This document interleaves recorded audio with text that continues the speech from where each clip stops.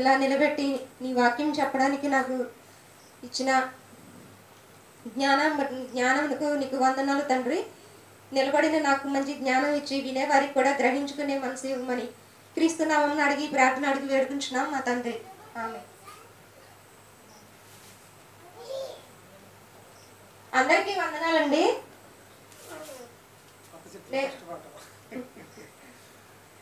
నేను చెప్పబోయే పాఠం పేరండి జారత్వం గురించి. జారత్వం గురించి కొన్ని ఇదివరకు మనం చాలా సార్లు విన్నాము, తెలుసుకున్నాం. అయినా కానీ ఏదో ఒక విషయంలో తెలుసుకోవాల్సిన ఇంకా కనిపిస్తూనే ఉన్నాయి. ఒక రిఫరెన్స్ చూద్దామండి. మత్తయి సువార్త 10వ అధ్యాయం 16వ వచనం. మత్తయి సువార్త 10వ అధ్యాయం 16వ వచనం. ఇదిగో చెప్పరు ఉంటదండి చివర. గనుక పాము వలె వివేకమును పావురం వలె నిష్కపటమై ఉండవలను. పావురం గురించి అండి. ఎందుకు పావురం గురించే తెలుసుకోవాలి? పావురానికి 2 స్పెషాలిటీలు ఉన్నాయండి. ఫస్ట్, పావురము తను బ్రతికినంత కాలంలో ఎప్పుడైనా సరే ఒక్కసారి జత కట్టితే తన జత పావురంతో, ఆడపావురం కానీ మగ పావురం కానీ మరొక పావురంతో మరొక వేరే దాంతో వెళ్ళదు, జత కట్టదు. అసలు అది చచ్చిపోయే వరకు ఏ పావురంతో అయితే ఫస్ట్ జత కట్టిద్దో జీవితకాలం మొత్తం దాంతోనే ఉంటదండి. అది బ్రతికినా దాని జత కట్టింది చనిపోయినా సరే ఒంటరిగా ఉంటది. కానీ అదే నా తోటి పక్షి చనిపోయింది కదా అని వేరే జతకి వెళ్ళదు, రెండో పెళ్లి చేసుకోదు మనుషులు చేసుకున్నట్టు. ఎందుకంటే అలా ఉండాల్సిన అవసరం ఉందని దానికి చూస్తుంది కదా, తోటి పక్షుల్ని చూస్తుంది, వేరే వేరే జాతులను చూస్తుంది. వెళ్ళొచ్చు కదా, వెళితే దాన్ని ఏమన్నా అంటారా? ఎందుకు ఉండాలండి? అలా ఉండాల్సిన అవసరం ఏముంది దానికి? దాని యొక్క ప్రత్యేకత అండి. దేవుడు ప్రతి దానికి ఒక పండుగ ఒక ప్రత్యేకం పెట్టాడు, ఒక పువ్వుకి ఒక స్పెషాలిటీ పెట్టాడు, ఒక పక్షికి ఒక స్పెషాలిటీ పెట్టాడు. అంటే ప్రతి ఒక్కదానికి స్పెషాలిటీ ఉంది. దేవుడు చేసిన ప్రతి దానికి ఒక స్పెషాలిటీ పెట్టాడు దేవుడు. ఎందుకు పెట్టాడు దేవుడు? వాటిని చూసైనా మనం మారుతామనండి, నేర్చుకుంటామని. వాటిని చూసి మనం నేర్చుకోవాలని ఒక్కొక్క దానికి ఒక్కొక్క స్పెషాలిటీ పెట్టాడు. కానీ వాటిని చూసి మారకపోగా వాటికన్నా ఇంకా ఎక్కువైపోతున్నాం. కనీసం వాటిని చూసైనా నేర్చుకుంటారనుకుంటే వాటికి మించి ఇంకా ఎక్కువ చేస్తున్నాం మనం. ఈ మధ్య కాలంలో మరీ ఎక్కువైందండి జారత్వం అనేది. ఇది వరకు ఉండేది కానీ అంత మా చిన్నప్పుడు అంత తెలిసేది కాదు. అసలే ఎక్కడో ఒక చాట ఉండేది. ఏంటమ్మా అంటే ఏమి లేదు, నీకు తెలియదులే అనేవాళ్ళు. నీ ఎందుకు నువ్వు వెళ్ళిపోయేవాళ్ళు. అసలు ఇప్పుడు చెప్పకముందే అలా స్ప్రెడ్ అయిపోతుందండి. అంత విపరీతంగా 100%లో 75% ఇవే అక్రమ సంబంధాలే ఎక్కువైపోయినాయి. అసలు ఎంత ఎక్కువైపోయినాయి అంటే ఇలా అంటే అందరినీ కాదండి, కొందరు. ఈ మధ్య అందరూ చిన్ననాటి జ్ఞాపకాలని అందరూ కలుస్తున్నారు. గెట్ టుగెదర్, పాత రిలేషన్స్ చక్కగా కలుసుకోవచ్చు, మంచి పద్ధతి. పూర్వ విద్యార్థులు అందరూ ఒక చాట కలుసుకుని మాట్లాడుకోవచ్చు, ఉండొచ్చు. వాళ్ళతో చక్కగా కలిసి మాట్లాడుకుని ఉండొచ్చు. కానీ వాటి వల్ల ఏంటి, ఆ కాలేజీ డేస్ లో ఆ స్కూల్ రోజుల్లో ప్రేమించుకున్నారంట, వేరే పెళ్లి చేసేసుకున్నారు, వెళ్ళిపోయారు. వదిలేయచ్చు కదా. ఇప్పుడు గెట్ టుగెదర్ అయ్యారు, మళ్ళీ వాళ్ళని కంటిన్యూ చేయడం. ఎందుకంటే అలాగా ఈ లోపు వీళ్ళకి పెళ్ళి అయిపోయింది, పిల్లలు ఉన్నారు, వాళ్ళతో కలిసి వెళ్ళిపోవడం. వీళ్ళని వదిలేసి వీళ్ళు ఏమైపోతారు? నీకు ఇష్టం లేకపోతే చేసుకోకుండా ఉంటే వీళ్ళు వేరే వాళ్ళు చేసుకునేవాళ్ళు కదా, పిల్లలు పుట్టేవాళ్ళు కాదుగా. ఈ చేసుకున్న వాళ్ళు బాగానే ఉంటారు, ఈ విడిపోయిన అబ్బాయి అమ్మాయి బాగానే ఉంటారు పెద్దవాళ్ళు. మధ్యలో పిల్లలు ఏమవుతున్నారండి పాపం? పిల్లల జీవితాలు పాడైపోతున్నాయి ఈ అక్రమ సంబంధం వల్ల. జారత్వం, బాగా జారత్వం పెరిగిపోయింది. ఏడు చూసినా ఎక్కువగా ఇదే. అంటే అంటే అందరి గురించి చెప్పట్లేదండి, కొంతమంది ఇలా వెళ్ళడం, వెళ్ళి ఎప్పుడో ముగిసిపోయింది అనుకున్న ప్రేమ కథలు మళ్ళీ కంటిన్యూ చేస్తున్నారు. అది బయటపడితే భర్త కానీ భార్య కానీ చూసి కనిపెట్టి చేస్తే అది బయటకు వచ్చింది. లేదు వీళ్ళకి తెలియకుండా అయితే ఇక అలా కంటిన్యూ అవుతూనే ఉంటున్నాయి. కానీ దేవుడు మనకు ఒక చిన్న పావురాన్ని చూపించి చెప్తున్నాడండి. అది బ్రతికినంత కాలంలో ఆ పావురంతోనే జత కట్టిందంటే చనిపోయే వరకు ఆ పావురంతోనే ఉంటది. వేరే పావురం జోలికి వెళ్ళదు, అసలు దాని వైపు చూడదు. అంత స్ట్రిక్ట్ గా ఉంటదండి ఆ విషయంలో. కానీ దానికన్నా మనం ఎంతో బుద్ధి కలగవారు, అన్నింటిలో ఎంతో తెలివిగా ఉంటాం. కానీ దాన్ని చూసి నేర్చుకోమని పెట్టాడు దేవుడు మనకి. ఎంత దారుణం అండి అసలే ఈ సంబంధాలు పెట్టుకోవడం, ఎంత సిగ్గుచేటు. నీకంటూ ఒక పరువు ఉంది, నువ్వు మనిషిగా ఒక గుర్తింపు ఉంది లోకంలో. గుర్తింపు ఉన్నప్పుడు అలాంటి పనులు చేస్తే గుర్తింపు ఉండదండి. భర్తకు కానీ భార్యకు కానీ లోకంలో విలువ ఉంటుందా? అలాంటి పనులు చేస్తే నీ భార్య వేరే కొడితే వెళ్ళిపోయిందిరా అంటే ఎంత చిన్న చిన్నమండి. నువ్వు పలానోళ్ళ కోడలు వేరే కొడితే వెళ్ళిపోయింది అంటారు. అప్పుడు ఎలా ఉంటుందండి ఆ మామగారికి, ఆ అత్తగారికి ఎలా ఉంటుంది, ఆ భర్తకి ఎలా ఉంటుంది? ఆ పెంచి పోషించిన తల్లిదండ్రులకి ఇంకెంత బాధ. అలా వెళ్ళిపోతే సరే, వీళ్ళందరినీ పెద్దవాళ్ళు పక్కన పెడదాం, నీ కడుపున పుట్టిన పిల్లలు ఉన్నారు. పిల్లలు అసలు ఏమైపోతారు? వాళ్ళకి ఏం తెలుసు? పెద్ద అయ్యాక వాళ్ళు ఎలా అవుతారు? చిన్నతనంలో తెలియక వెళ్ళిపోద్ది, వదిలేసి వెళ్ళిపోతారు. పిల్లలు ఏమవుతారు? పెద్ద అవుతారు. ఎలా పెరుగుతారు ఆ పిల్లలు? తల్లిదండ్రుల పెంపకం సరిగ్గా లేకపోతే, ఇద్దరు లేకపోతే పిల్లలు సరిగ్గా పెరుగుతారా?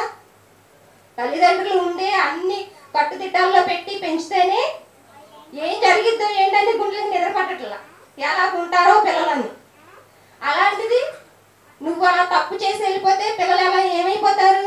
ఎలా పెరుగుతారు? ఆ పెంపకం ఎలా ఉంటది? ఆ పిల్లల భవిష్యత్తుగా చెప్పలేము.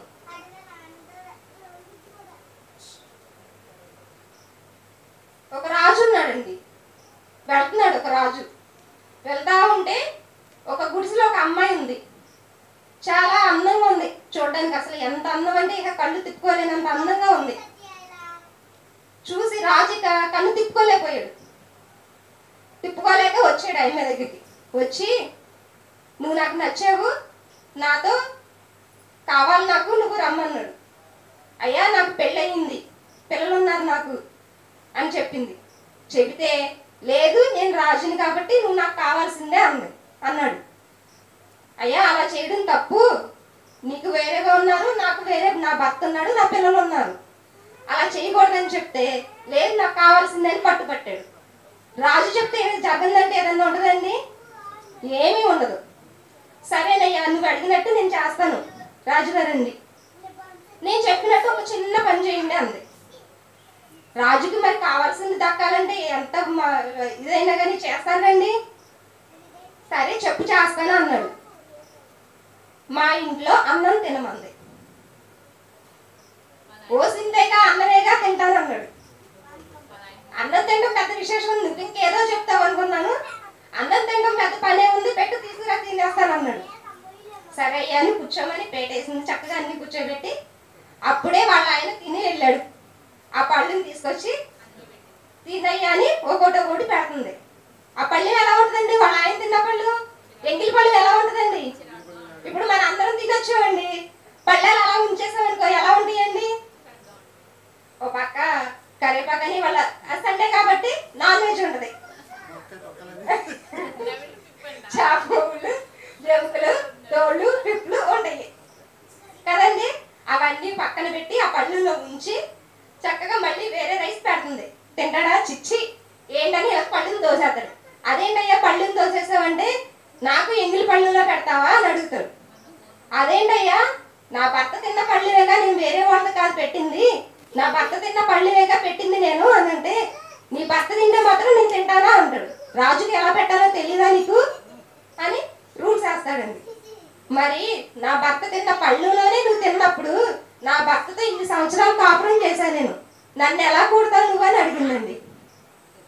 ఇక రాజుకి మాట వచ్చిందండి, బుద్ధి బుద్ధి కలిగిన వారికైతే నోట మాట రాదు. తను ఎలా చెప్పిందండి, ఎంత తెలివిగా, తన మనసుకి అర్థమయ్యేలాగా. ఇక మారు మాట్లాడకుండా చేస్తానంది, చెయ్యకుండా నోరు ఎత్తకుండా పక్కకు తప్పుకునేలాగా చెప్పిందండి. అంటే రాజంతటి వాడికి అలా కోరిక పుట్టిందండి. అపవాది ఎలా చేస్తుందండి, ఎవ్వరు రాజు లేదు, భేద లేదు, మధ్యస్థుడు అనేది ఎవ్వరూ లేదు, ఎవరికైనా కోరిక కలిగేలాగా చేస్తుంది. సామెతలు 5వ అధ్యాయం 18వ వచనం.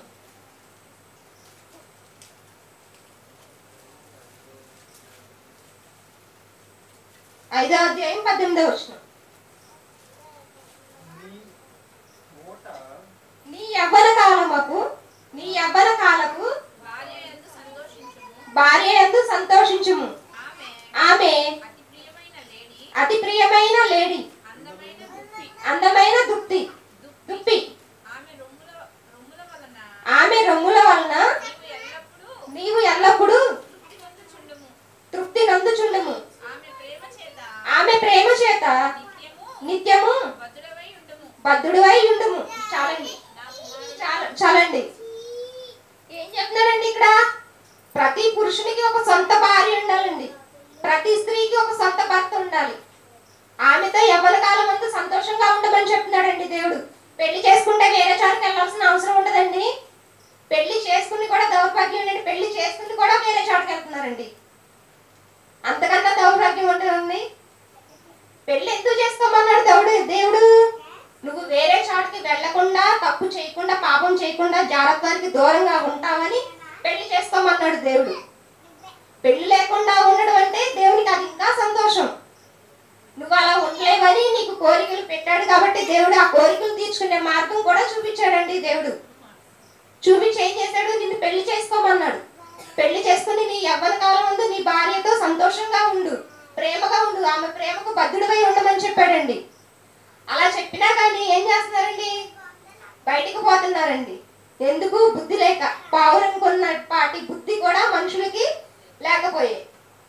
పావురం కొన్నట్టు బుద్ధి ఉంటే కల్లేవాళ్ళు కాదండి. ఆ చిన్న పావురాన్ని చూసి నేర్చుకోవచ్చు. అది బ్రతికినంత కాలం దాని జతను విడవదు. దాని జంట పక్షికి అన్యాయం చేయదండి. అంత చక్కగా ఉంటాయండి పావురాలు. పావురాలను వేటికి చిహ్నంగా పెడతారండి? శాంతికి, ప్రేమకండి. ప్రేమకు చిహ్నం ఏంటంటే పావురాలు చూపిస్తారు. వ్యాలంటైన్స్ డే రోజు ఫ్లవర్స్, చాక్లెట్లు. ఇదివరకు నాకు ఒక్క రోజైనా తెలుసు. తర్వాత ఇప్పుడు ఈ మధ్య కాలంలో 5 రోజులు 7 రోజులు అంటండి. 7 రోజులు అంటండి. అసలే 7 రోజులు చేసుకుంటారంట. అదేదో పెళ్లి ఫంక్షన్ లాగా. ఇదివరకు 5 రోజులు పెళ్లిళ్ళు అనేవాళ్ళు. నాకైతే తెలియదు, సినిమాల్లో అట్లా చూడటమే. 5 రోజులు పెళ్లిళ్ళు అనేవాళ్ళు. అలాగే ఇప్పుడు 7 రోజులు చేసుకుంటున్నారంట. 7వ రోజు నుండి 14వ రోజు వరకు అంట. అంత ప్రేమకు చిహ్నమైన పావురాన్ని చూసి కూడా నేర్చుకోవడం లేదండి.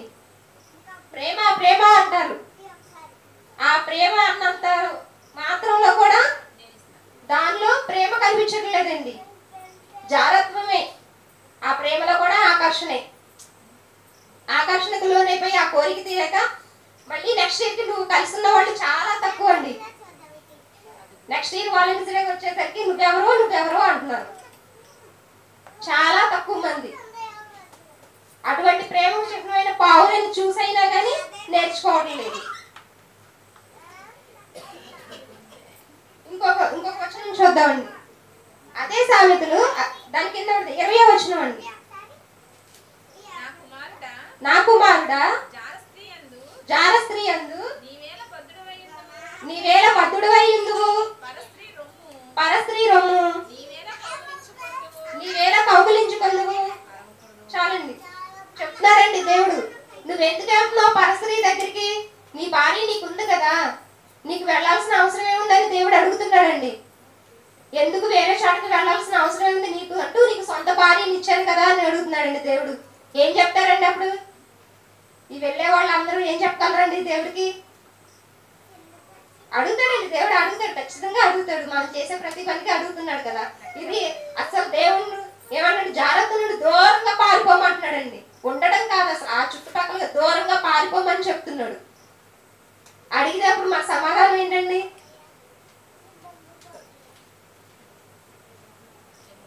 దాని కింద వచ్చినామండి. నరుని మార్గములను యెహోవా ఎరుగును. దేవునికి తెలుసా తెలియదండి? తెలుసు. మనం ఏం చేసేది, ఎక్కడికి వెళ్ళేది, ఎలా నడిచేది, మొత్తం అన్ని నడతలు, వాని నడతలన్నిటినీ ఆయన గుర్తించును. మొత్తం మన నడక, ఎటు నడుస్తున్నాము, ఏం చేస్తున్నాము, అన్నిటినీ దేవుడు గుర్తిస్తాడు. ఆయనకి తెలియదంటూ ఏమీ లేదు. పిల్లలకు ఉండదండి. వాళ్ళ అంతా చీకట్లో తలిపేస్తుంది కదా, తలుపు కొంచెం దగ్గరగా తీసి మనం ఏదన్నా పని చేసుకుంటున్నాం అనుకో, చక్కగా వచ్చి తాగేస్తే నన్ను ఎవరు చూడలేదు కదా అనుకుంటది. ఈ రోజుల్లో మనుషులు కూడా చీకటి పడితే వాళ్ళ మార్గాల్లో వాళ్ళు వెళ్తున్నారు. కానీ తెల్లారేక మాకేం తెలియదు, మేము అబ్బో చాలా భక్తి పరులు, తెల్లారులు వేస్తే ఎన్ని చేస్తారో చూడలేము అసలు. ఎంత గొప్ప భక్తులంటే, అమ్మో భక్తి అంటే వీళ్ళని చూసి నేర్చుకోవాలరా అనిపిస్తారు. కానీ సాయంత్రం అయితే వాళ్ళు చేసే పనులు ఎన్ని ఉంటాయో, మాకే ఎందుకు చూపించావు తండ్రి అనిపించింది. అంత పనులు చేస్తారు, తెల్లారి అన్ని పెట్టేస్తారు. అది వేరే విషయం, అలా చెప్పుకోవాలి మనకి ఎందుకని చెప్తున్నానండి. అలా ఉన్నారండి జనాలు. చీకటి పడేసరికి పిల్లి పాలు తాగినట్టు చీకట్లో నన్ను ఎవరు చూడలేదు కదా అన్నట్టు వీళ్ళు చేసే పనులు వీళ్ళు చేస్తున్నారు. కానీ దేవుడు అన్ని చూస్తున్నాడండి. నరుడి మార్గము యెహోవా ఎరుగును. ఆయనకి తెలియకుండా ఏదైనా ఉంటుందండి? వీళ్ళ కళ్ళు, మనుషుల కళ్ళు కప్పగలం కానీ దేవుని కళ్ళు కప్పలేము. దేవుడు చూడకుండా ఎక్కడన్నా ఉండగలండి? అసలు మొత్తం చేసిందే ఆయన కదా. మమ్మల్ని ఎవరు చూడలేదులే అనుకుంటున్నారు. అసలు చూడాల్సిన ఆయనే చూస్తున్నాడు. మనుషులు చూడకపోయినా చూసినా పెద్ద లెక్క ఉండదు. వీళ్ళు 4 రోజులు చూస్తారు, చెప్పుకుంటారు, తర్వాత మర్చిపోతారు. ఇంకా మహాబాగా అయితే కొంచెం కొద్ది కాలం గుర్తుంటది. కానీ దేవునికి అసలైన దేవుడు చూస్తున్నాడండి.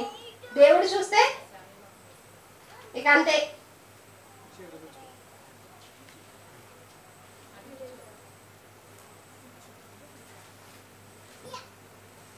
పావురము అలా ఉంటదండి. అలాగే మనుషులు కూడా ఒక్క పురుషునికి ఒక్క భార్య కిందే ఉన్నారు. భార్య ఒక భార్యకు ఒక భర్త, అంతే కదా. ఒక భర్తకి 2 భార్యలు, 3 చట్టం వచ్చేసిందండి. ఎంతమంది అయినా చేసుకోవచ్చు, ఎంతమందితో అయినా ఉండొచ్చు అని. ఆ చట్టం వల్ల ఎవరికి ఉపయోగం అండి? చేసిన వాళ్ళకి, చేయించుకున్న వాళ్ళకి. నమ్ముకున్న వాళ్ళు పోతారు, ఏడుస్తారు. పావురానికి మరొక స్పెషాలిటీ ఉందండి. ఇంకో స్పెషాలిటీ ఉంది పావురానికి. పావురము ఆడ మగ 2 పావురాలు పాలిస్తాయి అంటండి. 2 పావురాలు. వాటికి ఇక్కడ కన్ను దగ్గర తిత్తి లాగా ఉండదండి, పాలిచ్చే తిత్తి. అవి పిల్లలు మగ పావురం ఇచ్చిద్దంట, ఆడ పావురము ఇచ్చిద్ది. 2 తాగిస్తాయి పిల్లల్ని, 2 పెంచుతాయి చక్కగా. మనుషులకైతే ఒక తల్లికి భర్త తెచ్చి పెడితే ఆవిడ తిని చక్కగా పిల్లలకి పాలిచ్చి పెంచిద్ది తల్లి. కానీ పావురాలు 2 అవి తిని చక్కగా వాటి పిల్లలకి పాలిచ్చి చక్కగా 2 పెంచుతాయి. అంటే వీటిని చూసి 2 విషయాలు నేర్చుకోవచ్చండి మనం. ఒకటి, జారత్వానికి దూరంగా ఉండి తన జంటను విడవకుండా చచ్చేంత వరకు దాంతో ఎలా ఉంటుందో మనుషులు కూడా ఒక్కసారి కలిసి ఉంటే, భార్య అయినా భర్త అయినా వాళ్ళతోనే జత కట్టాలి, వాళ్ళతోనే ఉండాలి. మరొక జారత్వం కోసం పాకులాడకూడదు, వెళ్ళకూడదు ఆ చోటికి. అలాగే రెండో విషయం ఏంటంటే, కుటుంబ పోషణలో తల్లిదండ్రులు 2 కొందరు ఉంటారండి. కొన్ని కుటుంబాల్లో తల్లి ఏదో రకంగా, ఇక్కడ ఉన్న చాలా వరకు మనకు ఆ పరిస్థితులు లేవు దేవుని దయ వల్ల.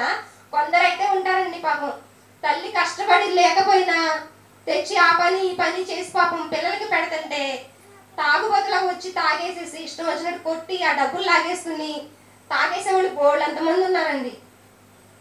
చాలా మంది అండి పాపం. పిల్లలకి తింటాకి తీసుకొచ్చి ఈవిడ పెడితే ఆ డబ్బులు రూపాయి దాస్తే 10 రూపాయలు అవి తీసుకెళ్లి తాగేసేవాళ్ళు బోళ్ళు ఎంతమంది ఉన్నారు. మరొక రకం భర్త చచ్చి చెడి కష్టపడి సంపాదిస్తే నువ్వు బంగారం కొనలేదు, నాకు చీరలు కొనలేదు, అదిగో ఆవిడ గొలుసు వేసుకుంది, ఇదిగో ఆవిడ చీర కట్టుకుని చూడు ఎంత బాగుంది, నువ్వు నాకు ఎప్పుడన్నా తెచ్చిచ్చావా అని ఇంట్లో ఉండి సాధించే వాళ్ళు కొందరు ఉన్నారండి. ఆడవాళ్ళు లేరండి, ఉన్నారండి చాలా మంది. మగవాళ్ళని సాధించే ఆడవాళ్ళు లేరా? ఉన్నారండి. ఆ అమ్మాయి చూడు ఆ చీర కట్టుకుంది, నువ్వు నాకు ఎప్పుడన్నా ఇటువంటి చీర తెచ్చావు? అసలే బీరువాలో బోర్డు చీరలు ఉంటాయండి, ఎన్ని చీరలు ఉన్నా కానీ అదొక పిచ్చండి ఆడవాళ్ళకి. చీరలు పిచ్చి పోదు, ఎన్ని చీరలు ఉన్నా కానీ కొంటనే ఉంటాం. వచ్చిన కొత్త రకం. అలాగే గోల్డ్, ఎంత బంగారం ఉన్నా కానీ ఇంకా బంగారం కొనుక్కోవాలి. బంగారం కొనాలన్న ఆశ ఉంటుందండి. ఆశ ఉండడంలో తప్పు లేదండి. రేటు తగ్గిందంట, బంగారం రేటు పెరిగిపోయిందని ఎవరికాలం మానేసాం, తగ్గిందంట. ఏంటండి ఆడవాళ్ళు కూడా కష్టపడి వచ్చే మగాళ్ళని సాధించే ఆడవాళ్ళు చాలా మంది ఉన్నారండి. నువ్వు నాకు బంగారం కొన్నావు అసలే అంటారండి. పావురాన్ని చూసి మనం చక్కగా నేర్చుకోవాలండి. 2 విషయాలు నేర్చుకోవచ్చు. తల్లిదండ్రులు ఇద్దరు కలిసి పిల్లల్ని పెంచితే ఆ పిల్లలు చక్కగా దేవుని జ్ఞానంలో ఎదుగుతారండి. ఒక చిన్న పావురాన్ని చూపించి మనకి దేవుడు నేర్పుతున్నాడండి. ఒక చిన్న పావురం విషయంలోనే 2 పాఠాలు నేర్పుతున్నాడంటే దేవుడు మనకి. ఇంకా ప్రతి ఒక్కదాన్ని చూస్తే ఎన్ని నేర్చుకోగలమండి? ఒక దానిమ్మ పండు ఉందండి, దాన్ని చూసి నేర్చుకోగలమా? నేర్చుకోవచ్చండి. దానిమ్మ పండుకి ఉండే స్పెషాలిటీ ఉంది. అది ఎంత, దాని గింజలు ఎంత చక్కగా అమర్చి ఉంటాయండి. అసలు ఒలిస్తే ఎంత, అసలు కొంచెం తొక్క తీసి ఒలిస్తే ఎంత గింజలు గింజలుగా ఎలా వస్తాయండి. అలాగే ఒక కమలా పండు అలా ఒక తొనలుగా వచ్చిందండి, రుచి వేరు. అలా ఒక్కొక్క దానికి ఒక స్పెషాలిటీ పెట్టాడండి దేవుడు. ఎందుకంటే వాటిని చూసైనా కనీసం మనం మారుతామనండి. ఒక గొంగళి పురుగు ఉందండి, గొంగళి పురుగుని చూసి మనం నేర్చుకోవచ్చు. గొంగళి పురుగు ఎలా ఉంటుందండి? మనం చూస్తే గొంగళి పురుగు ఉన్నప్పుడు బాబాయ్ గొంగళి పురుగు అని తీసి అమ్మో ఎంత చిరాకు పడతామోనండి. ముందు దాన్ని ఏదో రకంగా చంపేస్తాం. అది మన మీదకి రాకపోయినా ఎక్కడ మన మీద వచ్చేసిద్దో, మనం చూడనప్పుడు ఎక్కడ పాకేసిద్దో అని చంపేస్తాం. కానీ అది ఎలాగోలా జాగ్రత్తగా రక్షింపబడి సీతాకోకచిలుకగా మారితే అదే కావాలని దాన్ని వెంట పడతాం. అది వస్తుంటే గొంగళి పురుగుగా ఉన్నప్పుడు వద్దని చంపేస్తాము, సీతాకోకచిలుక అయినాక కావాలని వెంట పడతాం దాన్ని. నిజమైన సీతాకోకచిలుకలు దొరకట్లేదని ప్లాస్టిక్ తెచ్చుకుని ఇళ్లలో మరి అట్టించుకుంటాం. ఎందుకండి? అంత అందంగా ఉంటది కాబట్టి ఆకర్షణ. అదంటే ఎంత బాగుంది సీతాకోకచిలుక, ఎంత అందంగా ఉంది. ఏంటండి అంత అందంగా ఎందుకు చేశాడండి దేవుడు? అంత అసహ్యకరమైన రూపం నుంచి అంత అందమైన రూపం చేశాడండి. ఎందుకు చేశాడండి దేవుడు? నువ్వు కూడా పాపంలో ఉన్నప్పుడు అంతే అసహ్యంగా, అంతే చిరాకుగా ఉన్నావు నువ్వు. అలా ఉన్న నువ్వు ఇంత అందమైన ఆకర్షణంగా మారాలి. అలా మారి నువ్వు నా దగ్గరికి రావాలని దేవుడు అంత అందంగా చేశాడండి ఒక సీతాకోకచిలుకని. ఇలా చెప్పుకుంటే దేవుడు చేసిన ప్రతి చిన్న వస్తువు, ప్రతి చిన్న ప్రాణికి దేవుడు మనకు చెప్తున్నాడండి. దాన్ని చూసి నువ్వు నేర్చుకో, దాన్ని చూసి నువ్వు నా దగ్గరికి ఇలా రావాలని నేర్పిస్తున్నాడండి దేవుడు. కాబట్టి దేవుడు ఏం చెప్తున్నాడండి?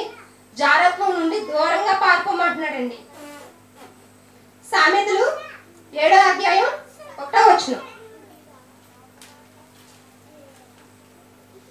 దేవుడు అలా ఉంటే ఏమిస్తానంటున్నాడో చెప్తున్నాడండి. నా కుమారుడా, నా మాటలను మనసులో ఉంచుకొనుము, నా ఆజ్ఞలను నీ యొద్ద దాచిపెట్టుకొనుము. నా ఆజ్ఞలను నీవు మనసున ఉంచుకొనిన ఎడల నీ కనుపాప వలె నా ఉపదేశమును కాపాడిన ఎడల చాలండి నీవు బ్రతుకుదువు. ఏం చెప్తున్నాడండి దేవుడు? దేవుడు చెప్పినట్టు ఆయన ఆజ్ఞలను మనసులో ఉంచుకోమంటున్నాడండి. మన కనుపాపల్లో ఆయన ఉపదేశం ఉంచుకుంటే, ఆయన చెప్పిన ఆజ్ఞలు ఉంచుకుంటే, నీకు కనుపాపల్లో వాటిని పెట్టుకుంటే నీకు బ్రతుకుతావు. అంతేగాని దేవుడు చెప్పినట్టు జీవిస్తే మనం బ్రతుకుతామా, చనిపోతామా? ఇక్కడ బ్రతుకుతాము, పరలోకంలో కూడా బ్రతుకుతామండి. దేవుడు చెప్పినట్టు కనుక బ్రతకపోతే ఇక్కడ ఆయుష్ ఉండదు, పరలోకంలో కూడా ఆయుష్ ఉండదు. ఒక్క పని చేస్తే దేవుడు రెండు ఛాన్సులు ఇస్తున్నానండి. లోకంలో ఒక సామెత ఉంటుంది కండి, ఒక దెబ్బకి 2 పెట్టెలు. విన్నారండి సామెత? ఒక దెబ్బకి 2 పెట్టెలు. దేవుడు కూడా అలాగే ఇచ్చాడండి అవకాశం. మీరు ఎలాగో మారని ఆయనే ఇచ్చాడండి మనకి. ఆయన చెప్పినట్టు వింటే కనుక ఇక్కడ భూమి మీద ఆయుష్ ఇస్తానంటున్నాడు, పరలోకంలో కూడా ఆయుష్ ఇస్తానంటున్నాడండి. అందరికీ అర్థమైంది అనుకుంటున్నానండి ఈ పాఠం. ప్రార్థన చేసుకుందామండి. ప్రియా పరలోకమందున్న మా తండ్రి, నేను చెప్పిన ఈ చిన్ని పాఠం అందరికీ అర్థమైంది అనుకుంటున్నాను తండ్రి. అర్థమవుతమే కాకుండా వాటిని పాటించి మేము ఇక్కడున్న ప్రతి ఒక్కరూ జారత్వానికి దూరంగా పారిపోయి నీకు నచ్చిన బిడ్డల వలె మారే భాగ్యం ప్రతి ఒక్కరికి దయచేయమని క్రీస్తు నామమున అడిగి వేడుచున్నాం మా పరమ తండ్రి.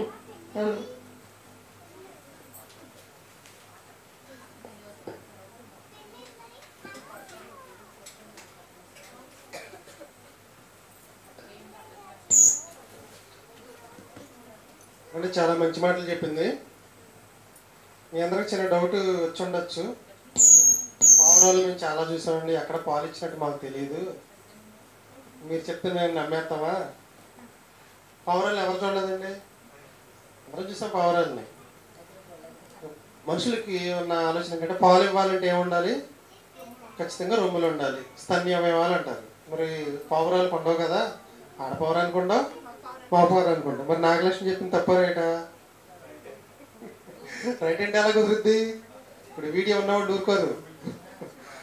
గుర్తుంచుకోండి, పావురాలు అనేవి పాలు ఇవ్వవు. జాగ్రత్తగానండి. పావురాలు పక్షుల జాతికి చెందింది. ఈ పక్షుల్లో కేవలం స్తన్యస్థాయి జంతువులు మాత్రమే పాలు ఉత్పత్తి చేస్తాయి.